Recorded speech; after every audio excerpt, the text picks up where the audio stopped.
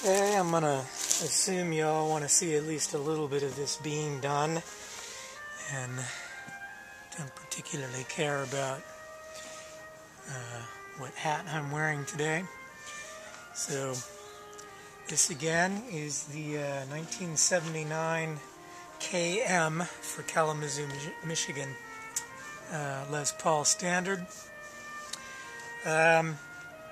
Somebody had slathered on a bunch of black lacquer on top of what is most likely a tobacco burst finish, although I keep seeing, to me this looks reddish.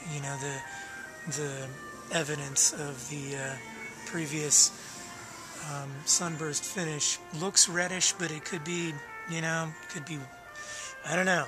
It looks wine red to me. It could be a tobacco finish, or what they might have called an antique finish, the antique burst.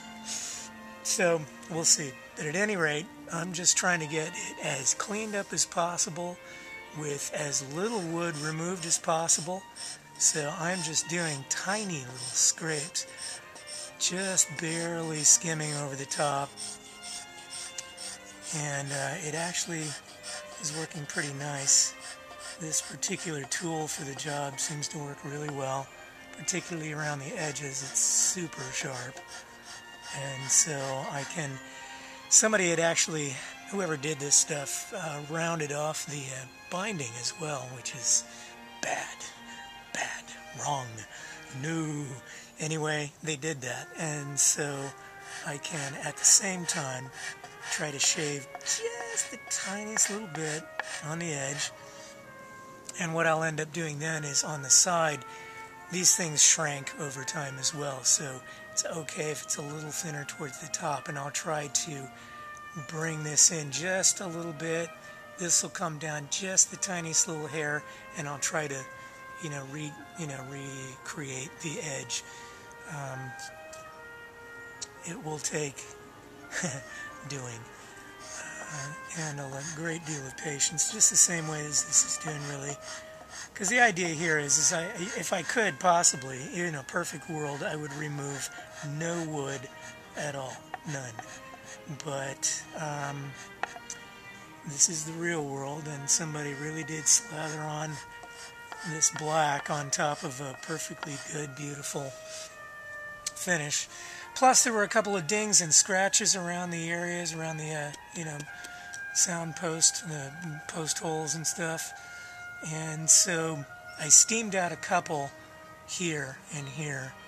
I think earlier pictures showed the evidence of that. Somebody had used some sort of thing to pry it out and had put a couple of dents in it. But I steamed it out so it's perfectly flat again. Or not flat, but you know what I'm saying. The profile is correct. Anyway, the closer I get to here, to the fingerboard, I'm going to have to bring in this guy so I can get right up to the edge. But for the time being, as long as I can use this particular tool, I'm going to continue that.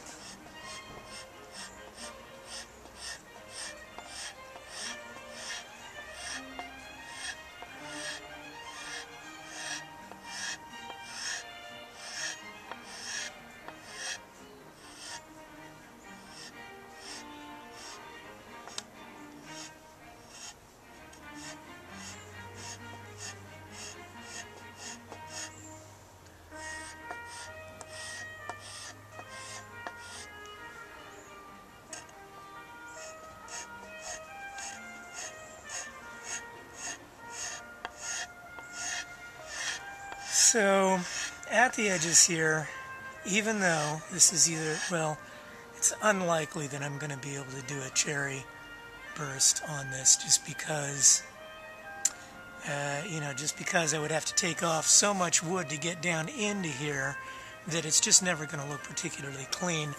And I actually suspect it wasn't a cherry burst anyway. It was probably, I don't know. We'll see. I'm going to keep doing this. We'll do several passes on it. Come back the next day, do a little more, just see how far I can get, how close to totally clean I can get. And every time you get a little bit closer, it's like, oh, I got that close. Why not just a little more? And let's just see. And there'll be a point in time when it's like, okay, that's it. That's what I can do. If I do the tobacco finish, the tobacco burst, it's basically going to cover up most of that. I'll have to do some work over here.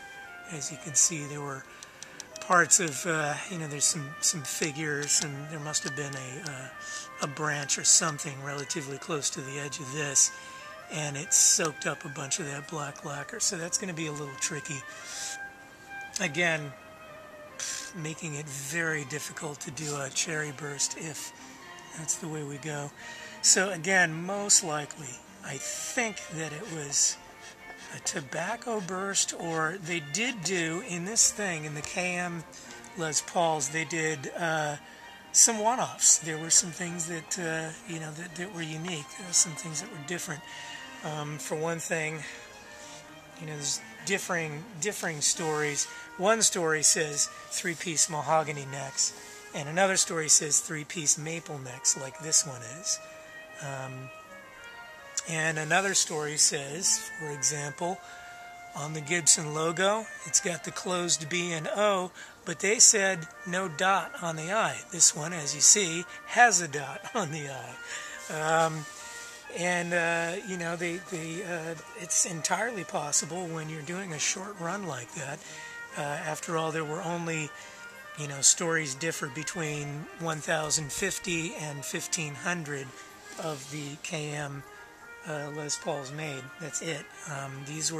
They had closed the Kalamazoo, Michigan plant and reopened it just to do this. It's the last guitars that were made there at that plant. And legend has it, some people who seem to have been there and seem to be fairly credible, that these were the last Les Pauls that Les Paul actually worked on himself. There's no way of knowing. Some people say that he tested them out or worked with Gibson on them. Some people say that he tested out all of them. Some people say he only tested out some of them. But it's entirely possible that Les Paul actually handled this instrument himself, which to me is pretty groovy. So hey, I'm really trying to do the absolute most respectful and best job I can possibly do to bring this back to what it originally was when they first made it. Some people are saying that it was a complete failure as a reissue for the 59 Les Paul, which is kind of what they were talking about doing at this time. In fact, that's what this was supposed to be. They called it a pre-reissue. They were basically prototypes for the reissue, and it turns out that it was just not even close to the specs. Or at least a lot of people say that it just did not get there. But some of those very same people say that, hey, it was a great instrument all by itself. There's a lot of fans of the KM, and legend has it that has a lot to do with the fact of why the Heritage Company split up with Les Paul, or with Gibson, to make, an instrument like this that was basically, like that 59. Or, I don't know, this story's different. It could be that the Heritage one was the ones that wanted to say, no, it's not the 59, and so you were going to make the 59 and that's it. And Gibson was like, hey, we can make a bunch of different models of this because they're all really interesting and unique in their own way. So what's wrong with this one? Nothing. And that's why they broke up. So a little bit of legend about this particular guitar. I think it's really fun to know some of the history of an instrument like this when I'm working on it, especially since my usual thing is working on my own instruments that, hopefully one day they will have a history. But to work on something like this that's been around, 79, to me, 79 doesn't seem that long ago. But, hey, that's what, 89 is, it's 34, 40 years, It's definitely a well thought of guitar by a lot of people. I've gotten a little more interested since I started working on this, and read some of the blogs of, people who claim that it's the best Les Paul they ever touched, and since they got it in 1981 or whatever, they've never owned another one. They've played several others, but they've never owned another Les Paul besides this one because blah, blah, blah. But that's the fun thing about guitars is, a guitar speaks to you, or it doesn't. And if it speaks to you, there's nothing anyone can say to change your thing. It just is what it is, It's the one that does it. So, anyway, I'm going to assume that you guys you're getting the idea of what I'm doing here. Just little scrapes, little by slow, just tiny little bits, removing as little wood as possible.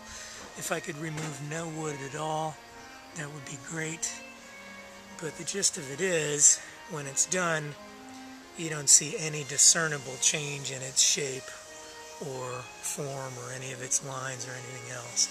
All I'm trying to do is to get this color out of here, especially in the center. This area here has got to be as clean as possible because it's a clear finish. Oh goody. Right. So, gonna keep going.